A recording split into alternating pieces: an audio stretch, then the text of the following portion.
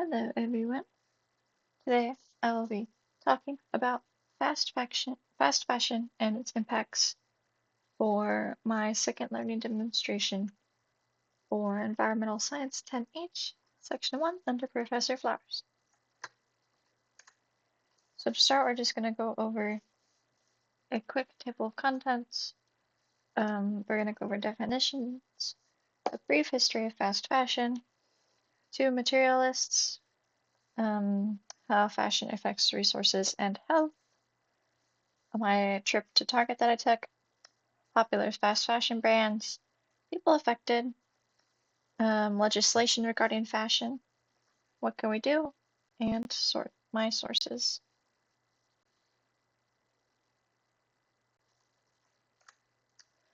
So just to go over some quick definitions real quick. Fast fashion is defined as an approach to design, creation, and marketing of clothing and fashions that emphasizes making fashion trends quickly and cheaply available to customers. And natural fiber, as the name suggests, fiber sourced from plants, animals, or geological processes. And synthetic fiber is described as man-made fibers, most often created using chemicals and petroleum byproducts.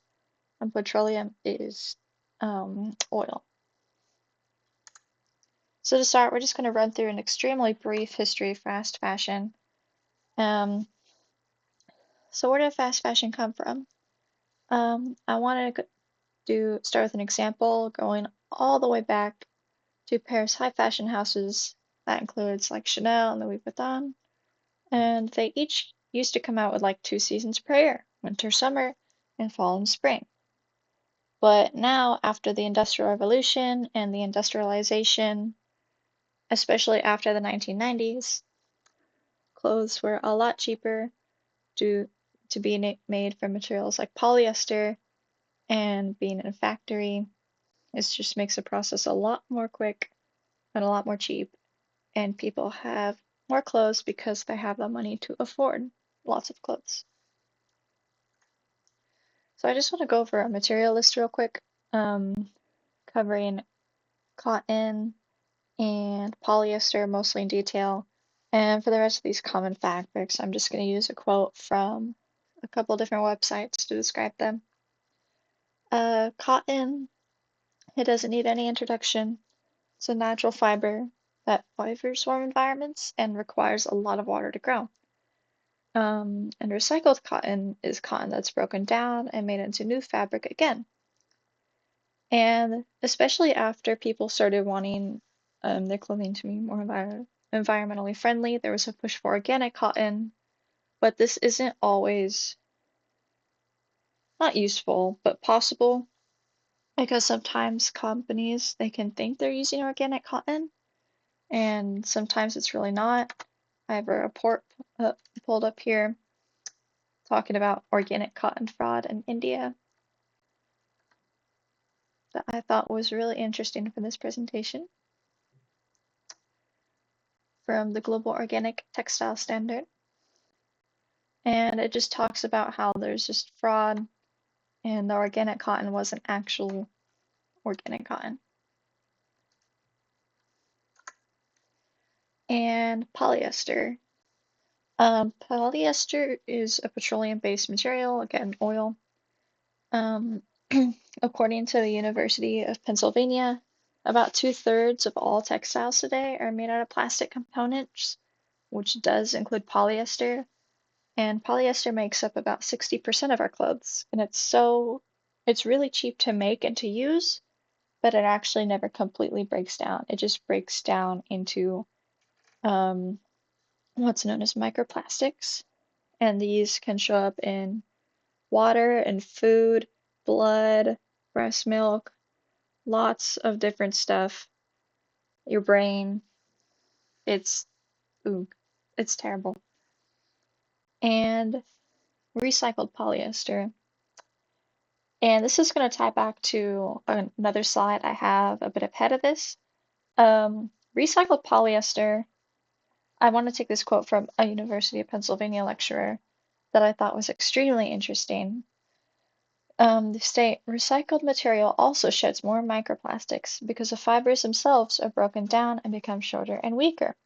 This is also why recycled polyester almost never produces a garment made of 100% recycled polyester. The fibers are too short and after being recycled, which results in a drop of quality, necessitating the component of virgin polyester. And I will touch on this again in a later slide. And I also wanted to bring up a study from researchers at UC Santa Barbara who found that washing a men's jacket could release 0 to 2 grams of microplastic each. And all of these jackets, except for one, were entirely made from polyester or had a polyester component. And I have this image up here that shows kind of the family tree of synthetic fabrics. I thought was very helpful, actually. You see rayon and lyocell, they're very similar. Spandex, nylon, polyesters, acetate, and acrylic, they're all synthetic fibers, which if you remember, all of them are derived from petroleum products. And I'm just going to read out the quotes for the last few of these common materials. So nylon is a manufactured polyamide and one of the uses most widely synthetic fabrics. And it's known for its durability, stain, and abrasion resistance, which is pretty valuable in products like pantyhose or swim stuff, sports, swim, and performance wear. But to produce nylon, you release nitrous oxide, a greenhouse gas that has a significant global warming potential, 300 times that of carbon dioxide. And again, like we stated before with the polyester, it creates microplastic pollution when washed. And rayon is a semi-synthetic fiber, like kind of a mix of the two, made from reconstituted wood pulp. And it is considered semi-synthetic because of the chemicals like sodium hydroxide and carbon disulfide used in the production process. And it can be an imitation form of silk, wool, and other fabrics. Examples of rayon include modal, viscose, and lyocell. And acrylic is very similar to wool. It's like wool, it's synthetic. So it appeals to people who want wool without the huge price tag or upkeep. But I just tacked this on at the end because I just thought it was interesting. It's not as warm as wool when it was wet. I didn't know. Linen is a natural fiber from the flax plant. It's a bit more breathable than cotton due to its looser weave. And spandex, elastin, and lycra are very similar. They're tight, elastic, lightweight, breathable, and comfortable, like the source states. And it's very heavily used in swimwear and athleisure apparel. And like polyester, spandex, when produced, releases GHGs, and when burned in landfills, releases carbon into the air and contributes to rising air pollution levels. So these, of course, affect our resources and the health of the people around us and us. And most notably, the industry uses a lot of water. Like I stated before, cotton is a very thirsty crop and is dependent on water, requiring 1,320 gallons per clothing per pound of cotton grown, picked, produced, packed, and shipped to make jeans. And it's way more than food crops like rice and wheat. And so the growth of cotton, I just plugged in some statistics here. Cotton growing covers around 2.4% of the global agricultural land. It accounts for 24% of insecticides and 11% of pesticides. So obviously, the use of pesticides and insecticides damages the natural landscape, and it also harms local wildlife because they could be like ingesting those, or even the people around them, as I'll get into a later slide. And because cotton is not a food crop, you can use more chemical stuff because it's not something anyone's going to be ingesting. And because of the microplastics that are released in the water and everything when we wash our clothes, microplastics could be linked to cancer, heart attacks, reproductive problems, and, as Stanford quotes, a host of other harms. And additionally, incinerating clothes at the very end of a piece of clothing's life cycle, when people just don't want it anymore and it gets shipped off somewhere to be in the landfill or incinerated, it can release carbon dioxide and other harmful greenhouse gases. And according to the UN, the fashion industry is estimated to be responsible for 8 to 10% of global carbon emissions. Okay, I wanted to kind of spice up this learning demonstration a little bit because I felt like going out and seeing what clothes were actually made of would be a useful thing to include here. And so my roommate and I actually went to Target and we went around and took pictures of different types of clothes.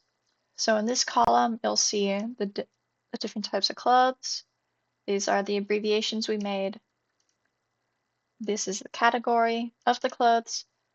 This column right here is for the percentage of the material that makes up clothes. So this is 97% cotton, 3% spandex. And if you see something that like adds up over 100%, it's because like the shell or the lining is made up of like different materials. And these numbers over here are just the last 4 digits of the DCPI, which is just a number that stores and Target uses to keep track of the items, like just to know what they are in the system. So everything, I just wanted to go out and see what it was like, and everything seems to be pretty mixed. Of course, this isn't like a perfect study. I should have taken a bigger sample size, and I tried my best to pick out clothes at random. There's lots of recycled polyester here, lots of cotton, a very large variety of different fabric types in the women's section, but there still is a large prevalence of recycled polyester. Again, cotton and nylon, especially in the sleep section. Recycled polyester, spandex, and the active, which makes sense. Men's, there's a pretty good amount of cotton, just plain cotton. And boys and girls, there's a lot of just cotton, recycled polyester. Seem to be a lot of 60-40 ratios. And just what I found interesting through this is like a lot of these clothes, because we would also take pictures of the tags, some of them would claim that they were environmentally friendly and sustainable because a lot of them used recycled polyester and plastic. As you can see in this tag, like this men's pair of pants openly boasts that the polyester is made from recycled plastic bottles, but however, they're not very specific and how much, like what amount of polyester. And it kind of implies that all of the polyester in this pair of pants was recycled, but however, it wasn't. It's only about 22% recycled polyester and 78% like virgin polyester. And just like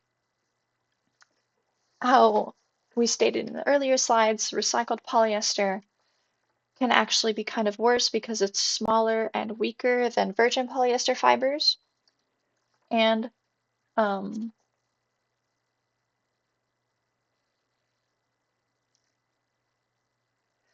the practice of taking plastic bottles and making them into clothes is kind of a debate in the community because people who are against it state that taking the plastic from the bottles just immediately takes it to microplastics and like breaks it further down just faster in the name of being environmentally friendly. And I just thought that was a really interesting thing. And there were a lot of tags like this that had like, we're sustainable, we're using recycled polyester and like recycled cotton. even though cotton isn't like very bad for it depends on the type of cotton. But especially with the polyester, I just thought it was really interesting that Target boasted, and a lot of the store brand clothes boasted that they're really sustainable, when in fact it's kind of not. And if I hadn't read the article from UC of Pennsylvania, um, I would have never known, and I would have just taken that at face value. And these are just some of the top fast fashion brands. There's of course a lot more, but these are kind of the huge prevalent ones like Shein, Zara, H&M, Forever 21. I just wanted to quickly go over these. Shein is an online website. You probably see a lot in like ads and stuff online. While Zara, H&M, and Forever 21, as far as I'm aware, are real stores that you can like visit, while Shein is just an online company that thrives on like internet foot traffic. And so, on the topic of people being affected, more often than not, it affects people in the global south and underdeveloped countries. And China is a leading manufacturer of clothing, while North America and Europe generate the demand for these clothes to be made. And primarily women are the ones being hired for this kind of sweatshop, fast fashion, making clothes super fast thing, with an estimated 42 million women garment workers employed in Asia. And the use of pesticides, like I was talking about earlier, can really affect the people laboring in the fields and their health. And a study from India showed the serious health consequences of indiscriminate use of pesticides by cotton growers, both the men who directly applied pesticides and the women who worked as helpers mixing chemicals. And filling tanks showed signs ranging from mild to severe poisoning, which occurred after 83.6% of interactions with pesticides, and included serious neurotoxic effects in 6% of spraying sessions. And no victims were able to seek medical care, and marginal low-income farmers were more frequently exposed to severe poisoning than landlords. And quote, child labor has been employed in cotton ginneries in India, where workers are paid just over $2 a day for a 12-hour shift in dangerous conditions. So it really just kind of shows that to get this fast fashion and just to have it as a business model and for people to enjoy these low prices in the global north, it really affects people in the global south who are often overexploited and just taken advantage of by companies to labor, grow all this cotton, make the clothes for all the people in the north to enjoy it. And I just wanted to cover some legislation in California, future and past, that I think was interesting in regards to this, actually. And AB 405, the Fashion Environmental Accountability Act of 2025, is proposed legislation by Don Arias of California that requires fashion sellers, as defined, to carry out effective environmental due diligence. And this is still like in the process of being like debated in the House.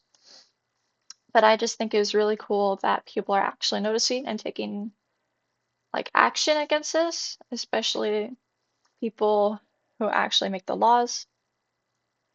And I just wanted to cover some previous laws that had been passed.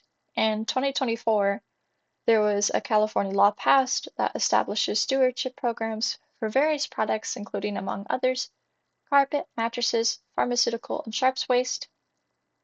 And SB 62, the Garment Worker Protection Act, which was passed in 2022, requiring that garment workers are paid an hourly wage and not paid by piece. And I just think it's really cool that California is kind of leading the way in protecting workers and taking action against fast fashion and the degradation of the environment. And I just wanted to include a slide on what we can do, because obviously this is a very massive problem. And I just came up with some things that could probably help to make the fashion world a little bit of a better place. And you should know where your clothes are coming from. Demand companies to be transparent with their sourcing and the details of the labor that they employ. Um, Spend your money wisely because money talks. So try shopping secondhand or try to do research on ethical companies. Of course, this isn't always possible, especially if you're lower income or there's just nothing around you, but try your best. Write to legislators and fashion brands to demand being transparent and ethical. And just keep and wear your clothes for longer to keep them out of clothing dumps. And know your labels. And I thought this was really important because I see a lot of these labels out in the stores, which is kind of related to the Target thing I was talking about earlier. And I just wanted to emphasize that a lot of companies and brands will try to mislead you by saying, oh, this is like biodegradable and safe.